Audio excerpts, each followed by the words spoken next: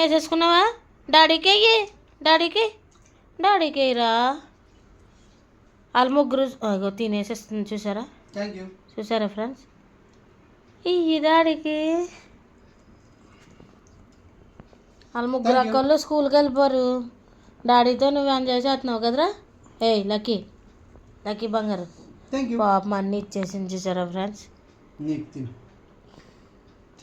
ఆమె తిని గుడ్ అంతే. బాగుందా గుడ్ అది. చూసారా, బయట నుంచి తెచ్చుకుని తింటున్నారు. అదే నాకు మాత్రం తేడా. కూతురుకి అయితే తెస్తాడు కదా అంటున్నాడు మళ్ళీ. చూసారా, మాట్లాడి బజ్జీ ఉందా నోట్లో?